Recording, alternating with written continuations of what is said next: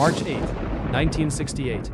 The North Pacific Ocean, somewhere between the Kamchatka Peninsula and Hawaii. A Soviet diesel submarine designated K-129 is on routine combat patrol. 98 men are aboard. 3 ballistic missiles carrying nuclear warheads, classified communication codes, encryption machines, everything the Soviet Navy considered most valuable. At 11 in the morning, K-129 was scheduled to make its regular radio check with Moscow. The signal never came. By evening, Soviet Naval Command began sending urgent queries. By the next morning, the reality was undeniable. A 2,750-ton submarine had simply vanished. No distress call, no last transmission, nothing. The Soviet Pacific Fleet launched the largest search operation in its history. Dozens of warships, aircraft, other submarines. They swept the Pacific for weeks, then months. They found nothing. For the Soviet Navy, K-129 had simply ceased to exist. For 98 families waiting at home, the same. But 4,000 miles away, in a classified operations room in Washington, D.C., American analysts were staring at a set of acoustic printouts. And they were already thinking about what to do next. What followed was the most expensive covert operation in the history of American intelligence. A plan so audacious that senior CIA officers hearing it for the first time assumed it was a joke. Since the late 1940s, the United States had been quietly building one of the most remarkable intelligence systems ever conceived. It was called SOSUS, the Sound Surveillance System. Thousands of underwater microphones, called hydrophones, were anchored to the ocean floor across the Atlantic and Pacific. They were connected by cables to shore stations, where operators monitored the deep water around the clock. Every submarine, every warship, every underwater explosion left an acoustic signature. SOSUS could read them all. On March 8, 1968, SOSUS registered an anomaly in the North Pacific. Not a conventional explosion, more like a series of sharp low-frequency impacts, consistent with a pressure hull collapsing under extreme depth. 2 independent hydrophone arrays, one off the California coast, one near the Aleutian Islands, recorded the same event.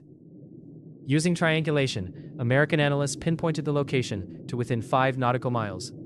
K-129 was resting at a depth of 16,500 feet, nearly 5 kilometers straight down, in a location hundreds of miles from where the Soviet Navy had been searching. When this intelligence reached CIA Director Richard Helms, he studied the Pacific chart for a long time. Then he picked up the phone. What was aboard K-129 transformed this from a military tragedy into a strategic prize unlike anything the Cold War had produced before. 3 R-27 ballistic missiles, each carrying a 1-megaton thermonuclear warhead, 70 times the destructive power of the bomb dropped on Hiroshima. Soviet Navy encryption machines, active codebooks, and radio frequency tables for direct communication with Moscow. For American intelligence, this was the equivalent of finding the key to the Soviet safe. Technical manuals and maintenance documentation for Soviet naval weapon systems. Documents that could reveal the true state of Soviet nuclear technology. The CIA brought in the best deep-sea engineering minds available and asked a single question. Was it theoretically possible to raise an object from a depth of nearly 5 kilometers? The deepest open-sea recovery operation ever attempted at that time had reached around 300 meters. They were being asked to exceed that record by a factor of 16. Engineers from Global Marine, the leading American deep-sea drilling company, gave their answer. Possible. Extraordinarily expensive. Almost impossibly complex. In 1969, President Richard Nixon gave the formal authorization. The operation was assigned the code name Azorian. The budget was classified.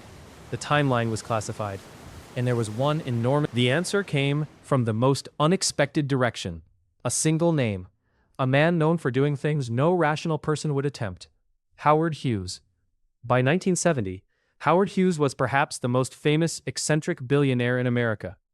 Aviation pioneer, Hollywood producer, industrial titan, and by that point, a complete recluse living behind drawn curtains in hotel suites, refusing to cut his nails for years, with a paralyzing fear of germs that had consumed his later life.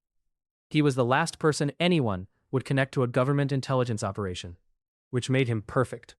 The logic was simple. Hughes constantly launched technologically insane and enormously expensive projects. No one would raise an eyebrow if his company announced it was building an experimental ship for deep-sea mining of manganese nodules from the ocean floor. Manganese nodules were real. Metal formations on the deep ocean floor had been discussed in industrial circles for years as a potential resource. The cover story was technically credible, scientifically plausible, and almost impossible to disprove. A shell company called Summa Corporation was created, then another, Hughes Glomar Explorer.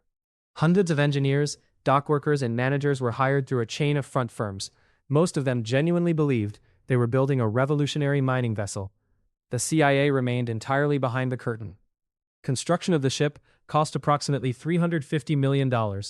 It was built at the Sun Shipbuilding Yard in Chester, Pennsylvania, and launched in 1972. The Hughes Glomar Explorer was 619 feet long. It displaced 63,000 tons. The derrick rising from its center deck stood 200 feet above the waterline. From the outside, it looked like a large industrial drilling ship. Hidden inside the hull was an engineering secret that had no parallel anywhere in the world. At the center of the ship was what engineers called the moon pool, a massive opening in the hull through which large objects could be lowered into and raised from the ocean, completely hidden from any observer on the surface. A Soviet intelligence ship circling nearby would see nothing unusual at all. The lifting mechanism was given the name Clementine. It was a gigantic mechanical claw made of steel fingers, each the size of a small building. The entire capture vehicle weighed approximately 2,000 tons. It had to descend nearly 5 kilometers, locate the submarine in absolute darkness, lock onto the hull, and hold an object weighing over 1,700 tons during the entire ascent. Nothing in the history of engineering had attempted anything remotely close to this. While the ship was being built, the CIA sent the intelligence submarine USS Halibut to the recovery zone. Halibut had been secretly modified for reconnaissance and carried deep-sea camera drones for extended underwater survey operations. For months, Halibut crawled along the ocean floor in the target area. Working at nearly 5 kilometers depth in the late 1960s was at the absolute edge of what technology could support. Control cables tangled. Currents pushed the ship off position. Equipment failed repeatedly. But eventually, through the static and the murk of a camera feed relayed from the ocean floor, the operators found her. The photographs brought back to the surface shocked CIA analysts. K-129 was lying on an even keel on the ocean floor. The forward section showed serious damage, consistent with an internal explosion or a collision. But the aft section, where the ballistic missile tubes were located, appeared largely intact. The hatches were closed. The missiles were almost certainly still there. Analysts spent months studying every frame. They determined the optimal approach angle for the claw, identified which structural elements of the hull could bear the stress of the lift, and mapped the areas where the corroded hull. July 1974. The Hughes Glomar Explorer departed Long Beach, California, officially bound for deep-sea mining trials. On board, approximately 178 people. The majority had no idea what the real mission was. The CIA's operational staff were embedded among the crew. They ate in the same mess hall, they played cards in the same recreation room, and they watched carefully to make sure no one asked the wrong questions. The Soviet Union was watching. Soviet intelligence had informants in American ports. They knew about the Glomar Explorer. They had reviewed the public documentation on the manganese nodule mining project, assessed the technical specifications, and reached their conclusion. The Americans were genuinely attempting to mine metal from the ocean floor. A strange venture. But Hughes was known for strange ventures. The cover held. When the Glomar Explorer anchored over the recovery site on July 4th, a Soviet intelligence vessel appeared on the horizon within hours. It positioned itself approximately 3 miles away and began its observation. The American crew responded without a trace of alarm. No closed-off deck areas, no visible security measures. When a Soviet helicopter made a low pass over the ship, the crew waved back. Everything looked exactly like a slow and uneventful mining operation. Below the waterline, inside the sealed moon pool, the pipe string was already extending toward the bottom. Lowering the capture vehicle took several days. The pipe string was extended section by section, each segment weighing several tons, assembled from the deck and fed down into the water around the clock in rotating shifts. At 5 kilometers down, water pressure is 500 times greater than at the surface. Any equipment failure, a burst pipe, loss of position, and unexpected storm would mean the loss of hundreds of millions of dollars and the end of the operation permanently. Holding the ship's position above the target was its own engineering achievement. In 1974, GPS did not exist. A purpose-built dynamic positioning system kept the Glomar Explorer within a few meters of its required coordinates, using 6 powerful thruster engines, with early computers constantly calculating course corrections. The Soviet vessel maintained its watch on the horizon. On several occasions, Soviet officers radioed the Glomar Explorer, requesting permission to approach for a professional exchange.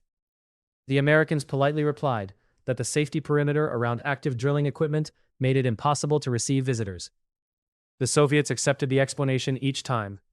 On the 7th day, Clementine reached the bottom. Operators aboard the ship watched their monitors. The video feed was black and white, blurred, shaking slightly with every movement. Clouds of silt billowed up each time the manipulators shifted. And then slowly, shapes began to emerge from the dark.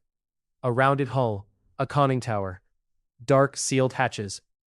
K-129. The capture sequence took several hours. Clementine was guided millimeter by millimeter beneath the submarine's hull. The operators worked with joysticks, watching grainy screens, knowing that one sharp movement could shift or damage the wreck entirely. Then came the sound transmitted back up through 5 kilometers of pipe, a deep metallic clang. The steel fingers of the capture vehicle had closed around the hull of K-129. Someone in the control room exhaled quietly. Then the ascent began. The lift took 3 days. The pipe string with Clementine and K-129 rose at walking pace. No one aboard slept for long. The shift supervisors never left the control room. On the horizon, the Soviet intelligence ship continued its watch. At approximately 2,000 meters, just under halfway to the surface, the load monitoring system spiked into the red. Then a sound, a crack. Then an impact violent enough to shatter the entire ship. Several of Clementine's steel fingers had failed under the combined weight and pressure. In a fraction of a second, the aft section of the submarine, approximately 2/3 of the recovered object, broke free and fell back into the darkness. Back to the ocean floor, back to nearly 5 kilometers down, back to where it had been for 6 years. In the control room, no one spoke for several seconds. The crew had raised the forward section of K-129, approximately 40 feet of hull, roughly 1/3 of the submarine. For the men who had invested 7 years and $800 million into this operation, it was simultaneously a failure and a partial victory. The missile tubes had gone down with the stern, but what remained in the capture vehicle was still of considerable intelligence value. The recovered section was sealed inside the moon pool before the ship moved a single mile. The Soviet vessel on the horizon watched the Glomar Explorer complete what appeared to be a routine mining operation, recover its equipment, and prepare to return to port. They saw nothing. They suspected nothing. Inside the recovered section, CIA technicians found nuclear torpedoes, fragments of cryptographic equipment, partial documentation on Soviet naval communication systems. The exact inventory of what was recovered remains partially classified to this day. And then the teams found something no one had fully prepared for. Inside the forward section of K-129 were the remains of 6 Soviet sailors. They had been on the ocean floor for 6 years. The CIA operatives who were supposed to be coldly extracting intelligence data found themselves standing over men who had simply done their jobs. Men who had gone to sea and never come home. A decision was made, one that would later be called one of the most dignified acts in CIA history. The Soviet sailors would be given a proper burial at sea with full military honors. On a videotape later declassified and released to Russia, the 6 men are wrapped in Soviet naval flags. American officers stand at attention on the deck of a CIA ship in the middle of the Pacific Ocean.